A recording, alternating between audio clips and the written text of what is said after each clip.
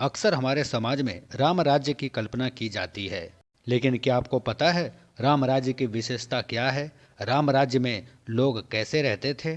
चलिए आज हम राम राज्य की विशेषता के बारे में जानते हैं। गोस्वामी तुलसीदास जी ने रामचरितमानस में लिखा है कि दैहिक दैविक भौतिक तापा, राम राज नहीं कहूँ व्यापा। सब नर करहि परस्पर प्रीति, चलहि स्वधर्म निरत श्रुति नीति।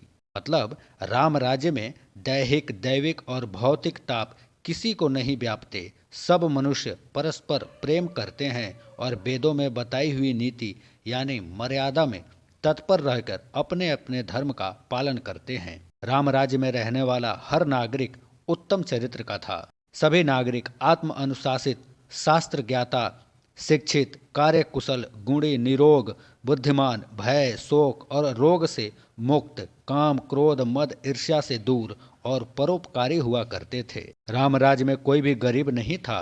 रामराज में कोई मुद्रा भी नहीं था। सभी जरूरत की चीजों का बिना कीमत के लेन देन होता था। अपनी जरूरत के मुताबिक कोई भी वस्तु ले सकता था।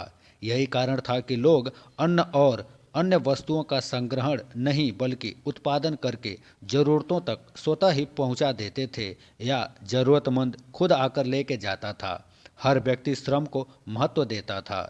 धर्म अपने चारों चरणों पर परिपूर्ण खड़ा था। सत्य, शौच, दया और दान धर्म के ये चार चरण होते हैं। सपने में भी कहीं पाप नहीं होता था।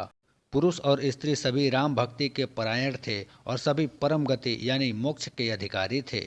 छोटी अवस्था में मृत्यु कभी होती ही नहीं थी, न किसी को कोई पीड़ा होती थी।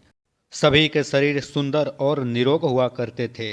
न कोई दरिद्र, न दुखी और न कोई दीन था। न कोई मूर्ख था और न शुभ लक्षणों से कोई हीन था। सभी दंभ रहित थे, धर्म परायण थे और पुण्यात्मा थे। पुरुष और स्त्री सभी चतुर और गुणवान हुआ करते थे। सभी गुणों का आदर करने वाले और पंडित थे तथा सभी ज्ञानी थे। सभी कृतज्ञ थे। कपट चतुराई किसी में नहीं थी। सभी नर नारी उदार थे। सभी परोपकारी थे और ब्राह्मणों के चरणों के सेवक थे। सभी पुरुष मात्र एक पत्नी व्रती थे।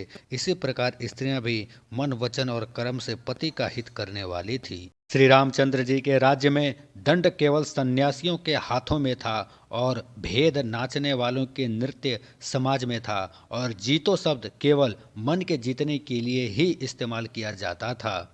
राम राज्य में कोई शत्रु था ही नहीं, इसलिए जीतो शब्द केवल मन के जीतने के लिए कहा जाता था। कोई अपराध करता ही नहीं था, इसलिए दंड किसी को नहीं दिया जाता था। दंड शब्द केवल सन्यासियों के हाथ में रहने वाले दंड के लिए ही इस्तेमाल किया जाता था तथा सभी अनुकूल होने के कारण भेद नीति की आवश्यकता ही नहीं थी। भेद शब्द केवल सुर ताल के भेद के लिए ही इस्तेमाल किया जाता था। वनों में वृक्ष सदा फूलते और फलते थे।